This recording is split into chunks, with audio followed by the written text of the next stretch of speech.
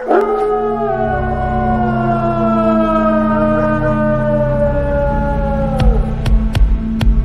is the American Indians, Indigenous Peoples' Truths.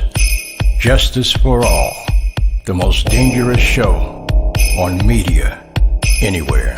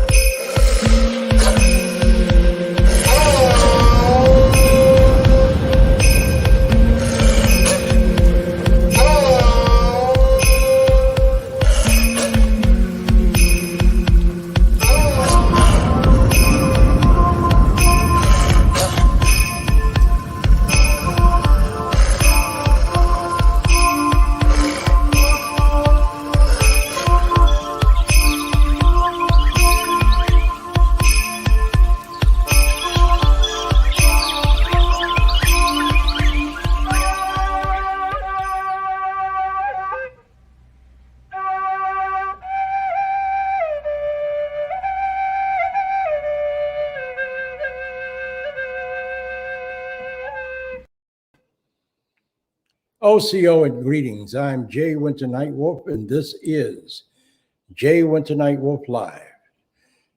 Tonight we have a very special broadcast for you, and I want you to stick around and don't go away. We'll be back in a minute.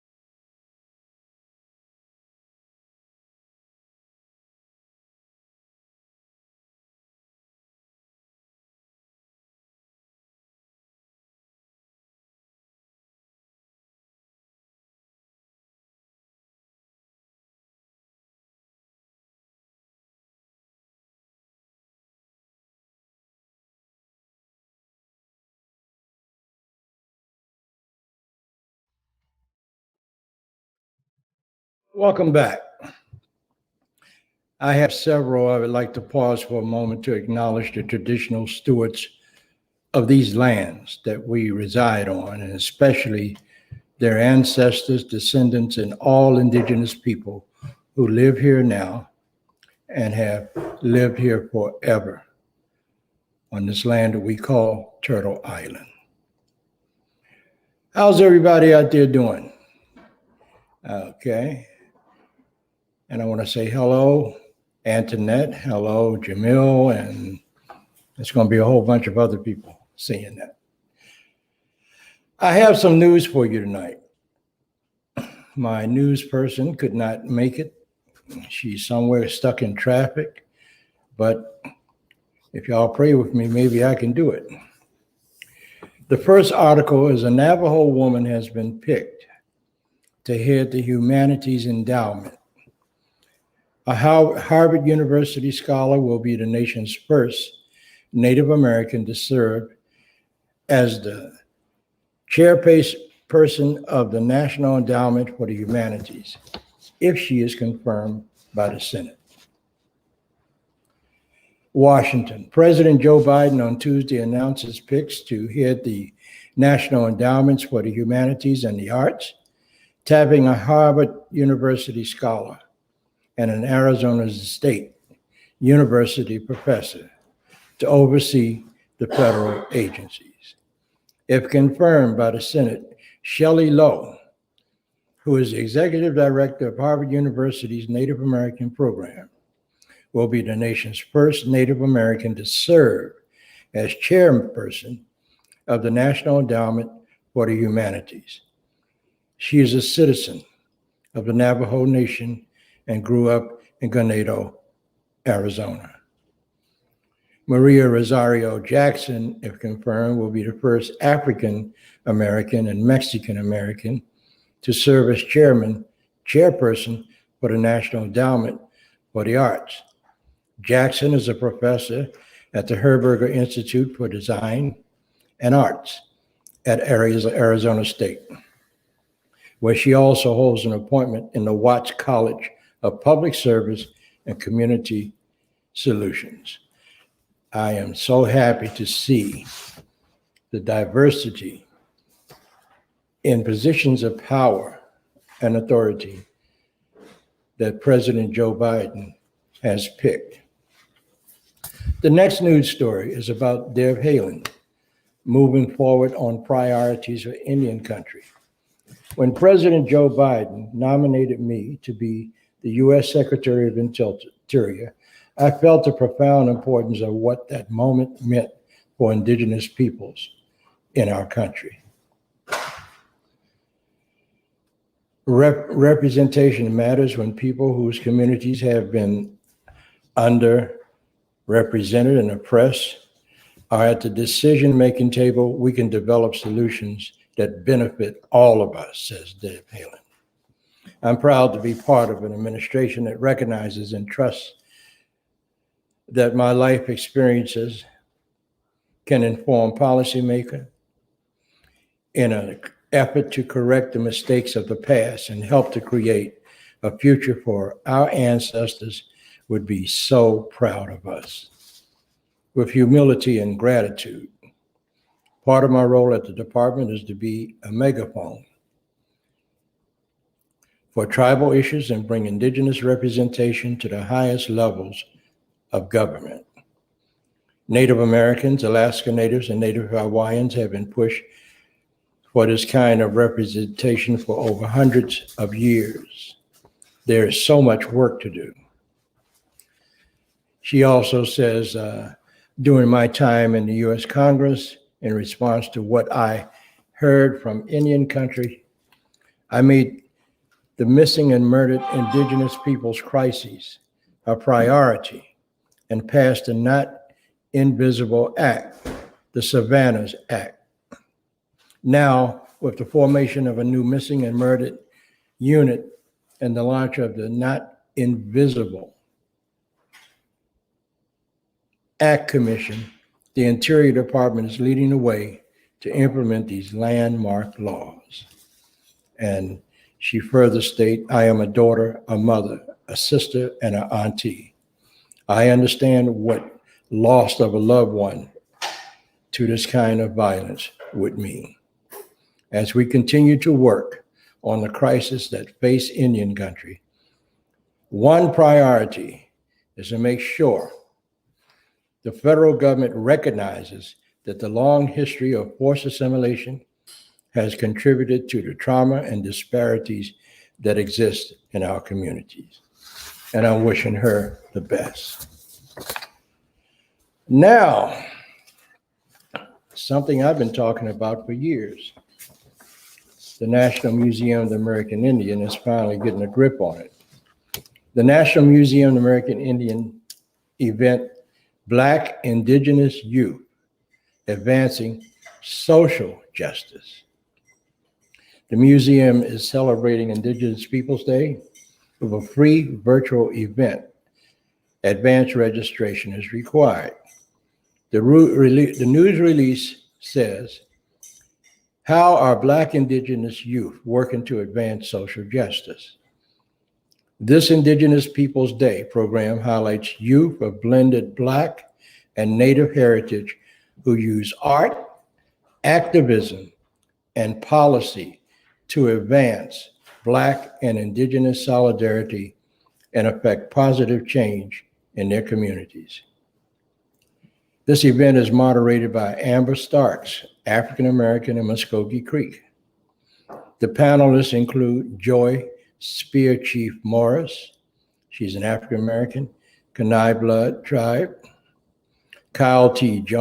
Mays, he's Black in Saginaw, Chippewa, and Amber Rose Williams, Black in Shinnecock. I am so proud of these young people. I've been looking for this to happen for many, many years. I've been in broadcasting now for 23 years, and I've always raised that flag of Black and Native or Indigenous solidarity. So my hat's off to you, and I hope at some point soon that I can even have you on my show and do an interview with you. But until that happens, I'll continue to hold that flag high for your success. I love you all of you. Stick to what you do, stick to your guns, and don't allow anybody, I don't care who they are, I don't care how much money they got or what color their skin is. Don't ever allow anyone to talk you down from what you have been put in this world to do, to represent your people. I'm Jay Winter Nightwolf, and that's news for tonight from Indian Country, and be back in just a minute. I would like to say hello to my special co-host, who is also she's also my executive producer, Leslie Fry. Hello. This has been a very strange night. We do have different guests than what was in our preview, so we have a wonderful show this evening. We are going to be talking about Will the Real Indian Please Stand Up? And we have a very special guest to talk about it. One of our guests actually has a hard stop at 8 o'clock, so we're going to go right into our subject matter, and then we'll go into highlighting our person for Hispanic Heritage Month. We'll be right back after this message.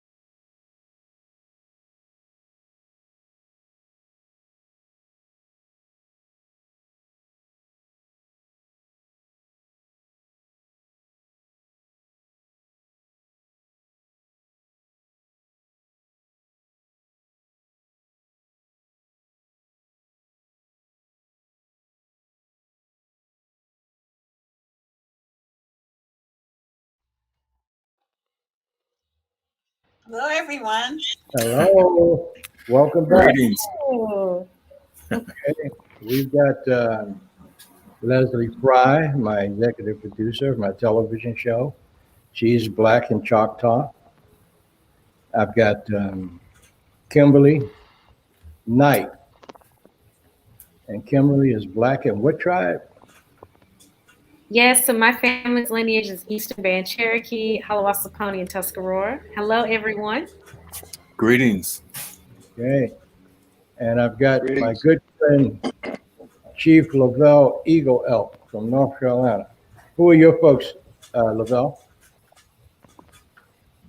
We are Tuscarora and Wokan, contemporarily known as Cape Fear Indians. Okay. Now I've got, he actually showed up. Our brother Don Wolf. He's known as Keeper of the Stories. Don Wolf, tell us who your tribal people are. There are Crow and Creek, some Blackfoot, and African, West African. Okay. And I've got my good friend. I haven't seen this boy in so long. Wow, he even looks better. Kwame Sunhorse. Hey, Kwame, how you doing, brother? Hey, wash day, Nightwolf. I am Kwame Sunhorse. Inaru'aboanula. I am Shawnee. I'm here in the stolen land of the Muskogee Creek, acknowledging this here in Georgia is where I live. Okay. So let's go back. Kimberly, tell us a little bit about who you are. Yeah, hello, everyone. My name is Kimberly Knight. I am the founder of Black Indians NC, which is a nonprofit organization here in North Carolina. And we honor people who are of African and Native American ancestry with that nonprofit. And so I'm the founder of that, and I've served as the chair of the first Black Indians NC powwow actually about 2 weeks ago. By day, I'm also a licensed clinical therapist, and I am so excited to be here, and I'm a part of many nonprofit organizations. Thank you so much for being here with us. Now let's go to my brother, Lovell Eagle Elk. Tell us a little bit about who you are. Lovell, can you hear me? Thanks for having me on the show. Yes, I can hear you. Can you hear me? I hear you. Tell us a little bit about yourself. Can y'all hear me? Yes. Okay. Tell So us a little bit. I'm the principal chief for the Cape Fear Band, the Cape Fear Band of Tuscarora and Wokan Indians. We have been consolidated and lumped into a one word, two words, Cape Fear Indians.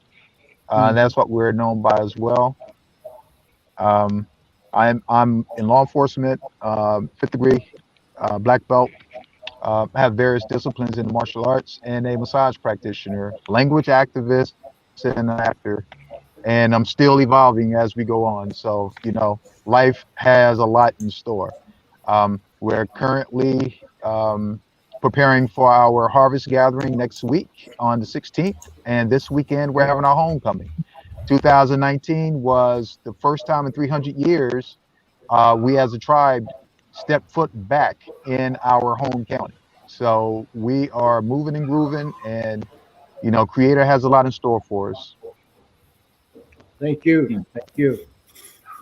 Don Wolf, tell us a little bit about you. Just a little bit, because I knew you could talk forever. Go ahead. I got him, Kwame. Yeah, you got me.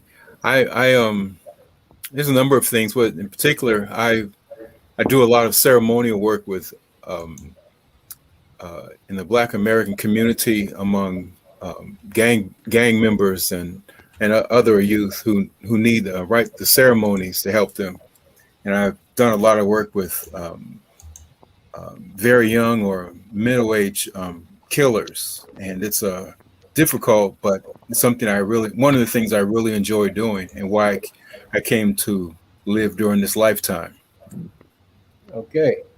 And you started out in law enforcement, right? Yes, that is in my background. All right, now Kwame Sunhorse. Yes, sir. don't make me take my statement back about how much Don Wood talks, okay? But tell us a little bit I about. won't know. Oh, well, right now I'm working with Don Coyes, who's a Mohawk and in Colorado Springs, and what we're doing is what's called well sobriety. And what that is that we're dealing with the substance abuse epidemic that's going on the reservations and also within our African American community. And what we're focused in is recovery programs using indigenous spirituality.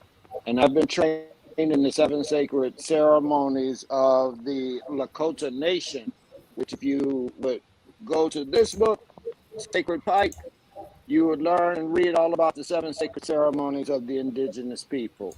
I had the honor this last weekend to be in Serpent Mound with Black Elk's great grandson and great granddaughter. And the Shawnee has reclaimed Serpent Mound, the three chiefs of the three different nations, the Eastern, the Shawnee in Oklahoma, and the Kansas Shawnee chiefs went on June 21st and reclaimed Serpent Mound as our sacred land. So we have reclaimed one part of the stolen lands of Turtle Island. Okay, thank you so much. And Leslie Fry, tell us a little bit about who you are. Hi, my name is Les Fry. I'm the executive producer of Jay Winter Nightwolf Live. I am also an actor and a producer for other live stream shows with Cliff Dive Productions. And I just started my own new production company called Native Brown Media, where we deal with Black and Indigenous issues, truths, heritage, and information regarding those things. Thank you very much. So shall we get started with this conversation? Let's. So I wanted to actually say that the reason why we are having this conversation is when I said that I had started a new company called Native Brown Media, I had put up a logo.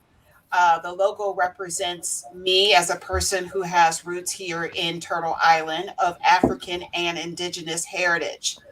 Immediately, I was attacked by a group of natives stating that I was diminishing indigeneity.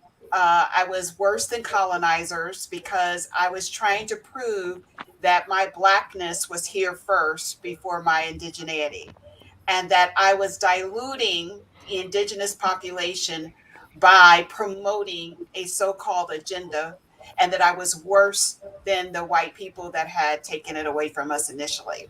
So this is why we're having this conversation, because I assumed, based on the profiles of these individuals, that they were young.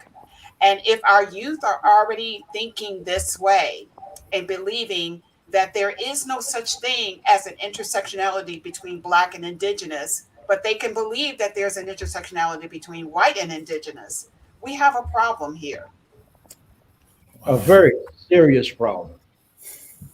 You're talking about colonization. So many native people have allowed colonization to become their forte. And I run into it from time to time.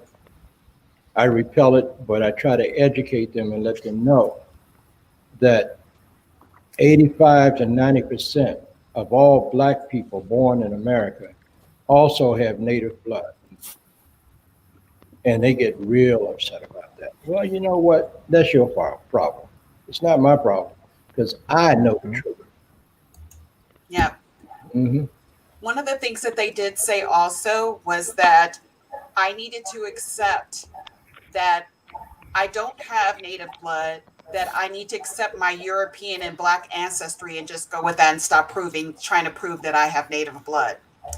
And then it's my understanding that if you have one drop of native blood, as if you have one drop of African blood, native blood is denoted by you still having that ancient blood within you that is still of the 500 and so tribes that are living here today within the U.S. That still makes you native. It doesn't make you less than native. You still have indigenous background. There you go. Kimberly, I see you shaking your head. You got something to say about that, right? Yes, and Leslie, I want to honor you in this space of saying I know what that feels like to be attacked by people online. And for those watching tonight, if you followed any of my content as well, you'll know that there have been a select few that have had their malicious thoughts and things that they promoted online. But I have to look at the bigger piece. The bigger piece is that we have to honor our ancestors, all of them, and we have to respect the resilience they had to survive and to be resilient and be still here within all of us. And that's how I was reared. My grandmother is West African lineage from the Ivory Coast, and there's no way I would deny her over anything or put her above my grandmother who has indigenous ancestry. So I think that's just really sad how people are out here promoting that type of agenda. Now that's the agenda that's a problem, is people out here trying to say Black Native folks don't exist. Well, you know what? I put it all into one ball. It's their own personal insecurities about who they are.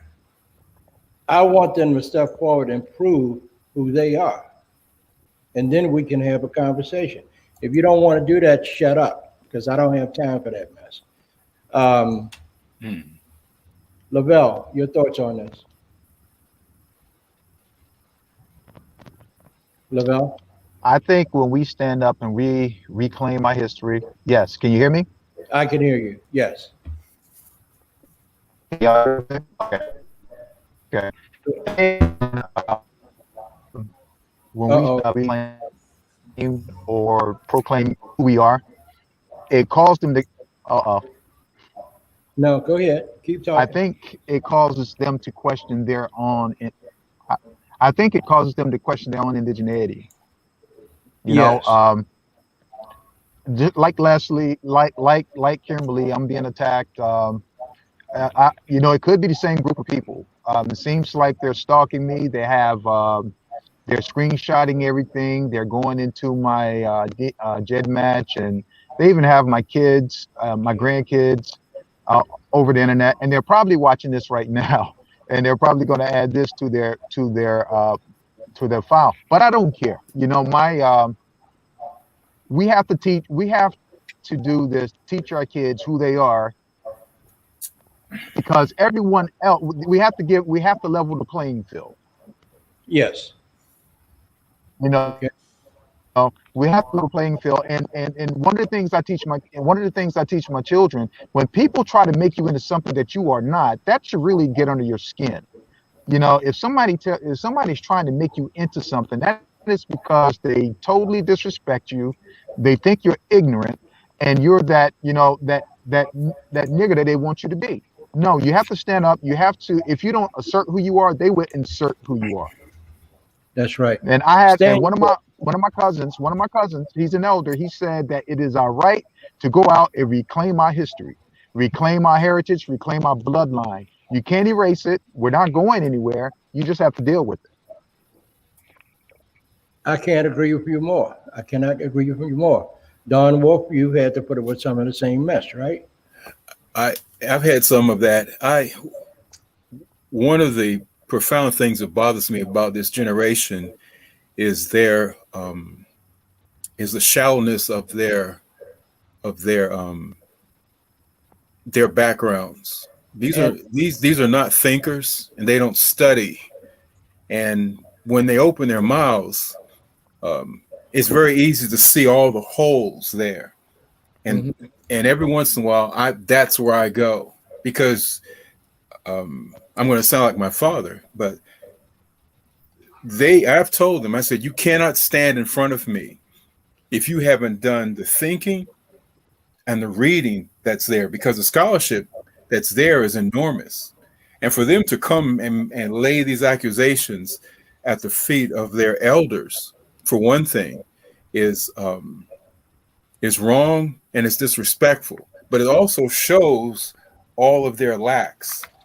And they've got this thing that they think that they have the right to go into the public eye with standing on nothing, very little. And so I've I know that a lot of I know there are elders out there who, because of the weakness of where they're standing, have a sadness because it's too easy to knock them down. And so one of the questions I have is, do we knock them down? But I remember when I was a young musician in my late teens and early 20s, and I was in North Africa. And no, before I went to North Africa, when I was a very young musician, it was put on me really strong that before I got on the stage, I need to understand the history of the music of my people. And the way it was given to me was the way it was given to me by all the older cats. They all had these stories. Mm-hmm. This generation doesn't have that background. They have I can't generalize it because their childhood doesn't have the elements that compose childhood the way the creator put it. And there's too much artificiality. And because they weren't protected and allowed to do the things that kids need to do, which was to eat and sleep and play and grow, and those four things, that is what composes the childhood. And the people around them, their elders, they're supposed to catch everything that's going to interfere with and break that circle. That's the circle that children are born into. Exactly. And so they're fractured. And so when they come at me, in the past online, I've had them come at. I was surprised because older women came to my defense before I could type anything, and they this was a few years ago, and they knocked them out of the room. And some of those women were white women because they were. This was an insult to them too, because all of them have legacies and stories that are teachable. But these kids also don't understand the medicine teachings. And in those teachings, it's showing their lack. But do we teach them or shut them down and knock them down and then teach them? That might be the answer, because they're not going to listen under any other conditions or circumstances. Kwame, you and I were talking, I think it was a few days ago, about where these so-called Black Indians come from. And I think we were talking about how... Jay is muted. I'm not muted. Can you hear me? Yeah, I get you. Yeah. Okay. Kwame, can you hear me, Kwame? Kwame, yeah. Unmute, Kwame. I don't think he can hear us. I think he's going to probably have to go back out and come back in. Okay. But while he's doing that, let's address Lisa Campbell's question. She said she wanted to know, what is the difference between Native and Indigenous? And that, we use that terminology interchangeably. You could be a native of somewhere. You could be a native New Yorker, a native Georgian, or whatever. But Indigenous means that you were original people here. You will often hear people use... We hear you. Can you hear us? Kwame? He can't hear us. Okay, because I can't hear what she's saying. All right. Okay. I'm going to have you go back out and come back in. I'll put that in. I'm gonna probably have to boot him out so he can come back in, so he can't hear. Okay. But the thing is that people use that interchangeably because that is a residual word that has been left over from what people call Native Americans here in the U.S. So you're going to hear that interchangeably. At the end of the day, we are of indigenous heritage. Native American was a term that was given to us by colonizers, but you're going to hear it used interchangeably with indigenous. And we're talking about Native Americans. We were here before America even came about. So we are indigenous of this land. Mm-hmm. And one of my elders, who we just funeralized him a couple of weeks ago, Chief Billy Tayak of the Piscataway Nation, was very close to me. And I had him on one of my radio broadcasts, I guess about 10 years ago. And I had a question. I said, Uncle Billy, who is an Indian? He said, well, I'll tell you the truth, Nightwolf. An Indian is one who carries the sacred ancient blood of the Western Hemisphere in his or her veins. He said, I don't care if it's got black in it, Chinese in it, or gray squirrel in it. If you got the blood, then you are an Indian. Uncle Jay, would Yes, you mind if I expand on that a little bit? go right ahead.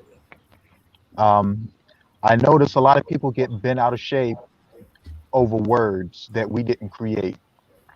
From my studies, indigenous nations across the country, in their own language, always refer to themselves as the real people, the principal people, real human beings.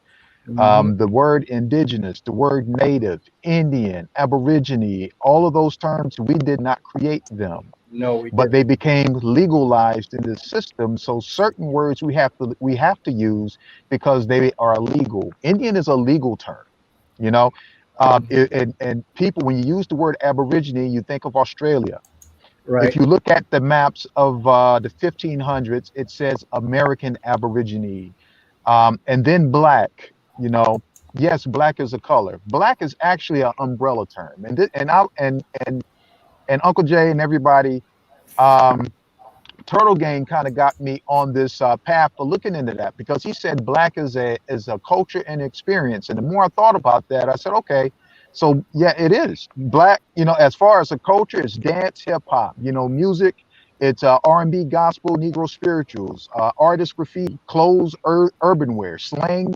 You know, for the language or the African American vernacular English, hair, social settings like cookouts, church, food, on and on and on. Those are cultural experience. That's culture. And then when it comes to experience, you're looking at economic disparities in finances, being harassed, followed around in the store, people locking their cars around you, or driving while, you know, or police brutality. Those are experiences that certain populations that look like us experience. So black can be described as a culture and experience, umbrella term, not necessarily African, but it can be. It could also be Fijian. It could be South Pacific. I have a video on YouTube where Aboriginal Australians refer to themselves as black. So did the Fijians, but they are Fijian and Australian. So, you know, black covers it's an umbrella term. People get bent out of shape. Even people who look like us in our community get bent out of shape over these words. And then you have people of European descent and these folks who stalk us try to use that against us to try to belittle us and make us think that we're less than them. A But very, it's none of that. a very interesting point. Um, Back in 2015, Jay, yes. no, I'll Who said- let you finish. I want to speak to this. Okay. Okay, Kwame. But back in 2015, I spoke at the commemoration of the Million Man March here in Washington, D.C., as a special guest of Minister Louis Farrakhan. That weekend, I was in Chicago speaking to the entire Nation of Islam from the Mosque Mariam. And I made a statement. I said, Mr. Minister, do you realize that if you were to walk down off of that podium and walk through the audience and reach out and touch any member of your congregation, do you know what you're touching? He said, yes, I am. I do. I said, what?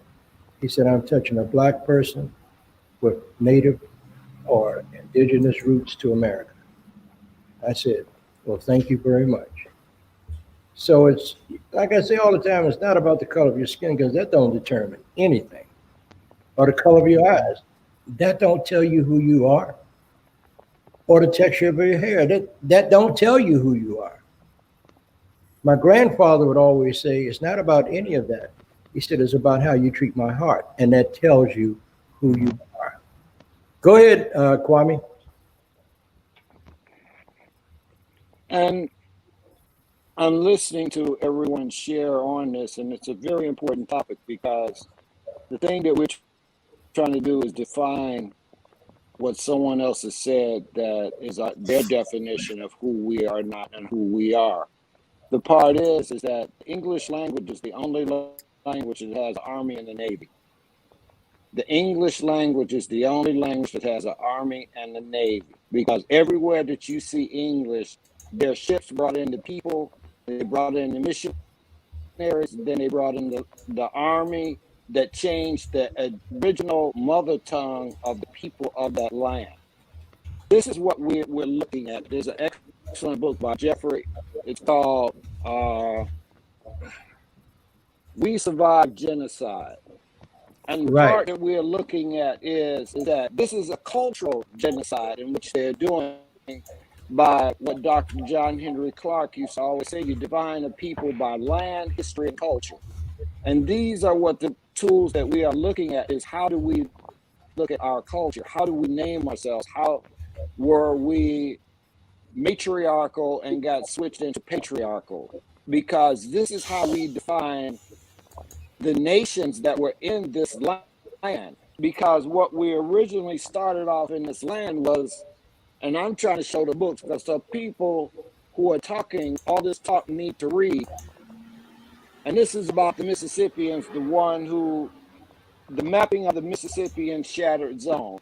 And even if you go and you're looking at our culture in itself, and you have to go back and look at, they came before Columbus by Ivan Van Sertima. That shows that we were here in Papyrus Reed's boat, leaving those lands of Tamariland or Kemet, and coming here and exchanging with the original people of this land. And so what we had is an interaction. What the Choctaw prophecy says is that the children of two shields will come together, and the red and the black will reunite, because we fought with one shield and we lost that battle with the physical. But what we're now fighting is spiritual. Yes. And the essence of the spirit is that we have to begin to understand that the Takashalas, our ancestors, knew that these people would come here. They prophesied and told us that the eagle would land on the moon, that the spider would spin a web around the earth, that the black snake would cross the north of Turtle Island, and that the women would begin to stand up and sing.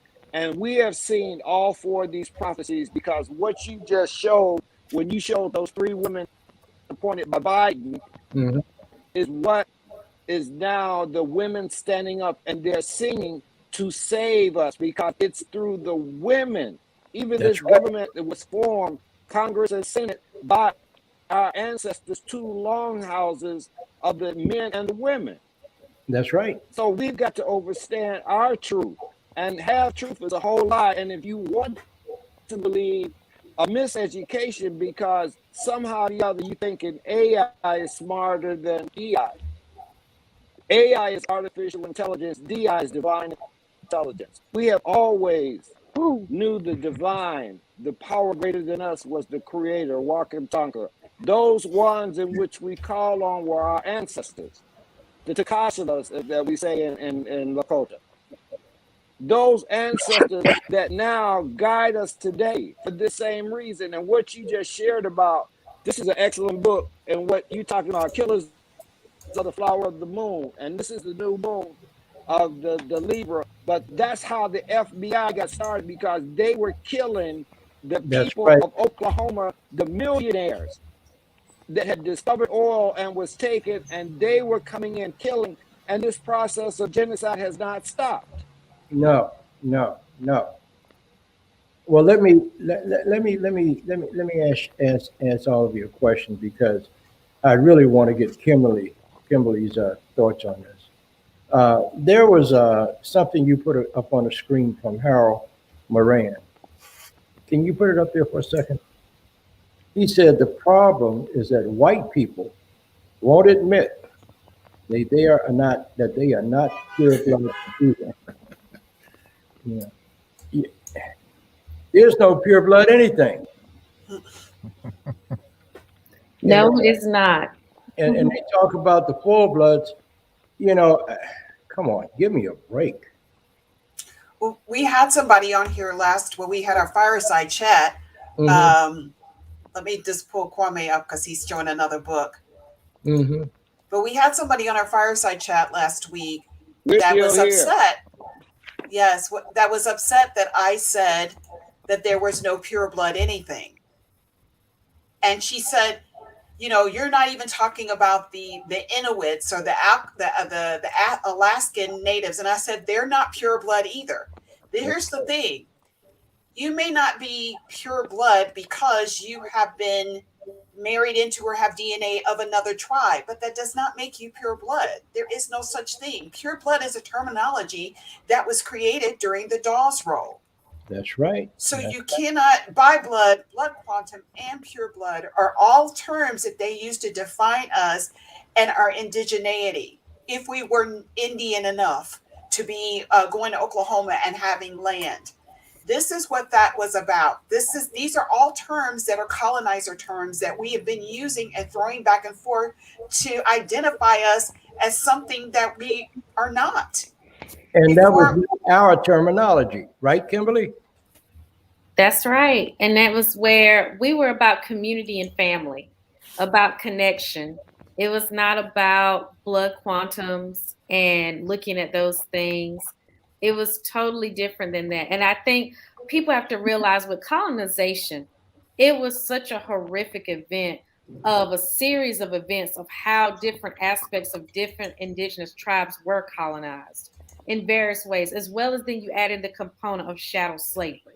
So when you start adding in those components, it becomes reality to see where, especially here for East Coast natives that were first contact tribes, you get to see realistically there, like all these different identifications of self. Like earlier, like Kwame was saying, we gotten away from the matriarchal society that we were inhibiting. Mm-hmm.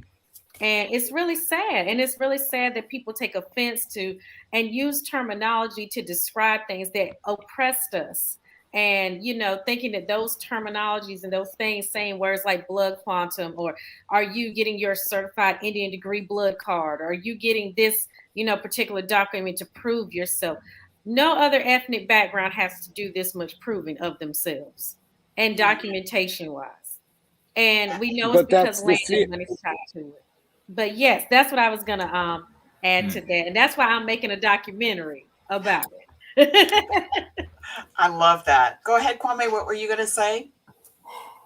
And what she's saying is very true, because see, that's why we in indigenous always look at the matrilineal through your mother's line, because Alondra Nelson was appointed on Joe Biden's committees for genetics, and she wrote this book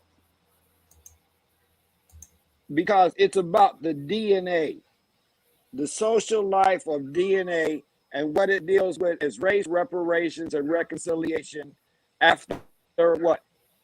The genome. Because the Human Genome Project is what they know is that when they did a study in 1988 or 87, you can look at Newsweek, Time, and all of those, because Emory, Berkeley, and Oxford took 147 placentas, and what they looked at is the mitochondrial DNA of the human. And they found that the original human DNA that all people derive from is that white woman that comes out of South Africa called a pygmy. And what we're looking at is through the mother, because every man has a belly button. We all come from the womb of a woman. And so she is the archetype of our existence. This is what our ancestors knew. This is why they said the last thing the woman will stand up and sing, is because the Cheyenne had the prophecy said, the woman's heart hits the ground, the nation is dead. If the woman's heart hits the ground, the nation is dead. Because when the mother no longer cares about life, we do not exist. Great. Educate the woman, educate a nation. Yes. That's it. You educate a man, you just give him something to think about. Put the rest of it with it, because we have to sometimes just sit and contemplate what a woman is multitasking in her mind. Let's answer this question right here. Go ahead, Dawn Wolf. Did you want to make a comment? Real quickly, what you just said. There's one of the things when I was in the wars that we've been in. Remember when those women in Arab countries were blowing themselves up and putting bombs to them, even some who were pregnant? I had relationships with a few men who were involved in that at the government level. And one of the things that I told them that sent a chill up their spine, I said, this is the time that Americans should back up, because when women who carry life are willing to kill themselves to come to you, I said, you cannot win. And that was too much. And Don Wolf, you said something, but in Vietnam, when we had looked for recreation, and when the European men would look for recreation with the Vietnamese women, they had a trap for them, because they would insert razors inside of their body. So when they were taken, guess what happened to the guy that took her? He bled to death. I remember that. That's it. Yes, because she would not carry that. You could not rape the Vietnamese women. Let's answer this question. He says, why is it that the criteria for Indian acceptance is one ancestor, but when it comes to us, they want 4 to 10 ancestors? Does anybody want to handle that? I can say that because what they did was, in their genocidal process, when they came here in the first invaders, that's where Thanksgiving came from. And what they did is infected and destroyed as many generations as they could. But even worse is that is what we're just now experiencing in the First Nations, and the intergenerational trauma that went on when they took the children from the reservations and they put them in missionary schools. That was 3 or 4 generations. What we're looking at right now is that we, as an elder, I know 7 generations, as our elders say, whatever we do or say is for 7 generations. Because when a woman conceives a child, when she conceives a child, that child is already producing the next generation. So when she conceives, she's walking with 3 generations. 3 generations in one body. And from that, you go back to, and there's the 7 generations. And so this is what they're looking at, saying that specifically they want this genocidal process to be as much impossible to prove. Yes. I wanted to address this too. So a lot of times we have people that are coming in that believe that Black people, and let's clear this up. Black people were the first were the indigenous people that were here when Turtle Island was discovered. Black people. Now, I'm not sure if they're saying that this is Black Africans or Black Aboriginals. Can you all give us some truth and context about that? Because that seems to be an issue that a lot of people are having. Can you repeat that one more time? I mean, just briefly, just repeat that one more time. So we have a few people that come in that are under the assumption that Black people were the people that were here first in Turtle Island or on Turtle Island. I'm not sure if that's Black Africans or just people who were Aboriginal, who were of dark skin. But can we clarify for everyone this evening, who were the first indigenous people on this, first people on Turtle Island? We have to go back to the part of what happened with the Great Split, because this was what was one landmass called Pangea. And millions of years ago, these lands were connected together. And what happened was a massive divide that came about, that split off, because geologists have proven all of the east coast of Turtle Island and geologically the west coast of Africa are one and the same rock mass. They were connected once upon a time. And so what we had is a split that happened millions of years ago in these lands. And what happened in that split, there were people left here that was from the originals that were, and the people that were left on the other side. So what we're looking at, we were all one people, because when you go back and you look at, that's why I gave the thing about the mitochondrial DNA. because we're all connected from one original two human being parents that came and multiplied, and we migrated because we were nomads, and we migrated across the lands that we were on, and we populated these lands. And what we had, what we call hydro empires. We always built by waterways, and this was the land, that was the way of transportation. Those hydro empires were done in order, because this is how we interconnected with others, by using navigating the waters and what we call the overground railroad, the stars, just as Harry Tubman did with the underground with the Big Dipper. We knew and traveled. We have people all around the planet that can travel just by the stars. They don't need GPS. The Polynesians can travel by feeling the water to tell which way the land is. Yeah. So based on ancient writings, they saw, when the Europeans came here, because, you know, they documented everything, they saw that we were copper colored or dark skinned people. Now, this also has something to do with where they landed. If they were south, we were that color because we were in a region where we were getting a lot of sun. If we were north, we were a fairer tone because we were not getting that much sun. So let's basically dispel the myth that Black people were here first. No, original people were here first. Black is a term that was created to identify us. Let's switch the script If on I that could add- question. Could I just put this part in? Because if we flip the script, they are the absence of melanin. Wherever they went to, other than the land that they originated, they were going to discover people that had what they did not have. So it wasn't a part of discovering that you just understood that you were a less minority on the planet. Mm-hmm. Understood. If I can add, I think one of the reasons why people get into this who's on first and who's on second is because of we perpetuate our own genocide from within. I don't like to get into those conversations because in the scope of what's going on in the world with climate change and everything, with the pollution of our waters and our land, and just with everything that's going on, us having that conversation gets us nowhere. It just keeps us at each other's throat.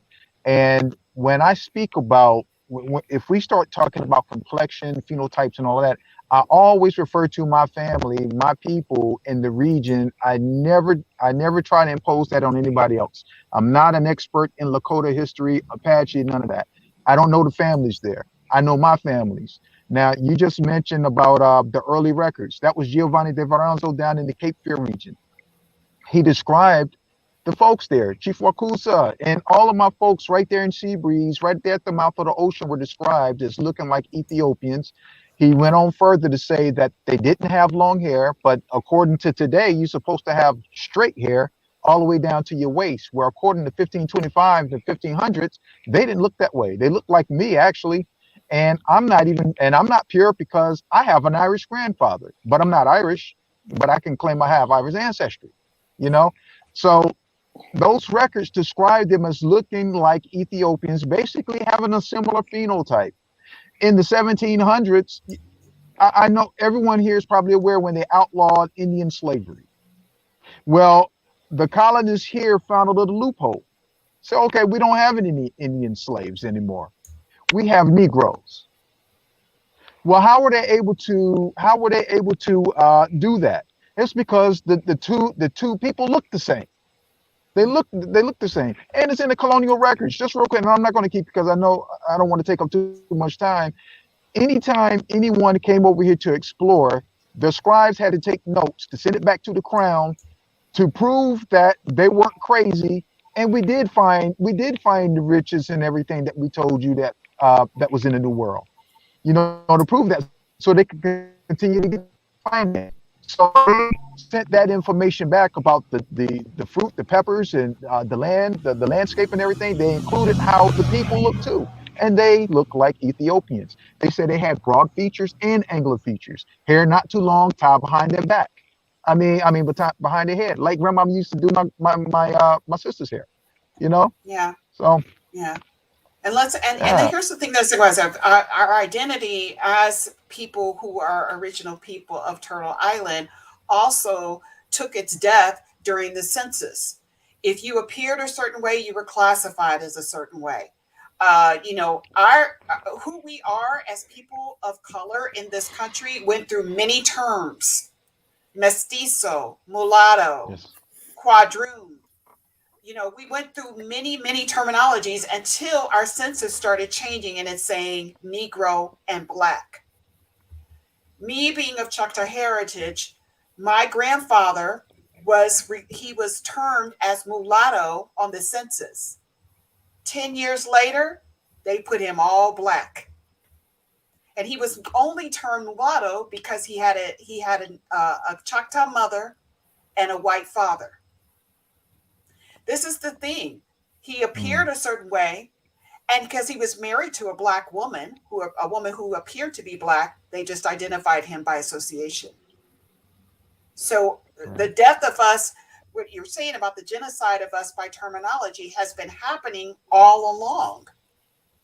And our people, our nations, those who we come from, our family, our ancestors, those people who are still existing, are eating and drinking that colonized mentality of, you know, and saying these things, when in all honesty, we cannot be a nation unless we are unified and calling back all of our ancestors. There's strength in our numbers. Absolutely, Leslie. And I'll give this thought here is that reclassification was horrific for us. It was where when you look at reclassifying people, like you were saying, to different backgrounds, and you'll see relatives in different census records from Virginia, North Carolina, South Carolina, even Georgia, that were changed due to Walter Plecker being a eugenist and being someone who was very much adamant about taxing people to the point of enslavement or taking people's land rights and birthrights from them. And, you know, with reclassifying Native people to being African American or African ancestry, that was a way of trying to say, well, we are able to tax you and hold you in slavery or hold you in this right to say that your body count doesn't equal one whole person because of these reclassifications. And I think it's so important that we really get to the roots of that, especially here on the East Coast.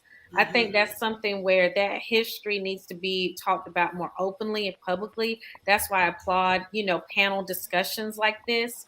And that's why I think it's very important that we keep these types of conversations going. Yeah. I agree. Well, we are at the top of the hour. We apologize to our audience that we did start late.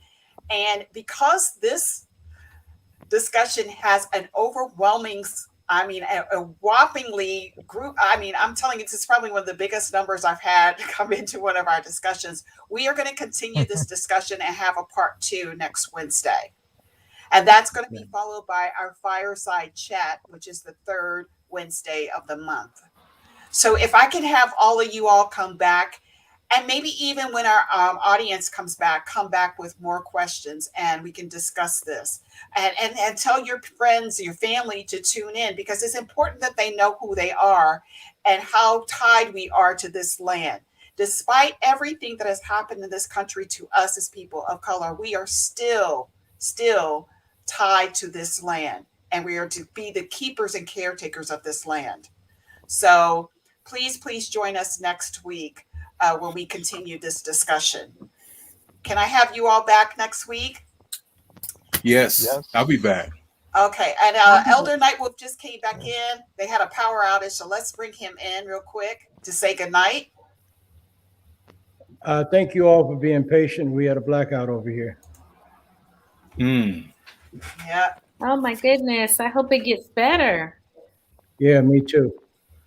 But thank you, Kimberly, and thank you, Don Wolf, Lovell, Kwame, all of y'all. And thank you, audience. I mean, we had Thank an you. overwhelming response to this particular subject matter. To our guests, can you please stay in the green room afterwards so that we can talk after this? I'm going to pull you out of the broadcast and we're going to wrap up our show. Thank you Okay. so Thank you, much. everyone. Thank you. Much respect to the panelists. Thank you. You too. You want me to do closing words? Actually, we have a couple of things that we need to talk about very quickly. One of them is that we need to congratulate Marilyn Van. Mm-hmm. So Marilyn Van has just been appointed the tribe's Environmental Protection Commission officer. She is the first freedman to be appointed to government position in the Cherokee Nation, and she has made history with that. And as you all know, Marilyn was on our show for our fireside chat. We are so very proud of her.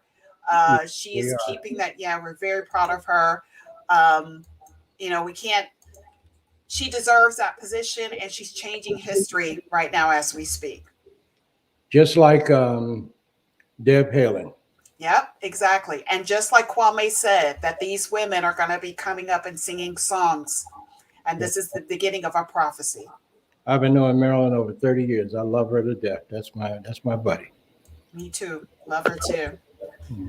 All right. And we're just going to do one more run of the Indigenous celebrations that are going to be happening here in the East Coast. I think we have one in Arizona. So let's just do one more quick thing about that. But we do want to highlight our Hispanic Heritage Month. This week, we wanted to highlight somebody specifically. And Elder, you might know who this is. Let me just bring it up. So we're going to honor someone who is Hispano-Indigenous.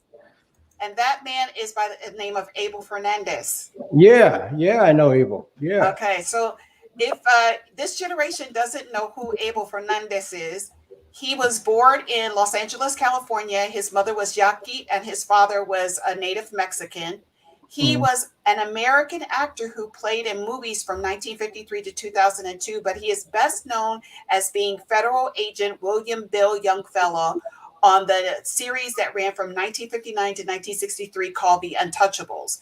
Most of us know The Untouchables being that movie that was with Kevin Costner and Robert De Niro and everything, but it was a very popular show when we were all kids. So so he was the first Native American to portray that. Now, in actuality, Abel Fernandez was hired for that position because he was actually modeling the character William Jennings Gardner, who in actuality was selected by Elliot Ness to be part of the crew to go after the mob in Chicago. William Jennings Gardner was an American football player who was also indigenous. That's right. He was Ojibwe. He was half Ojibwe and half white.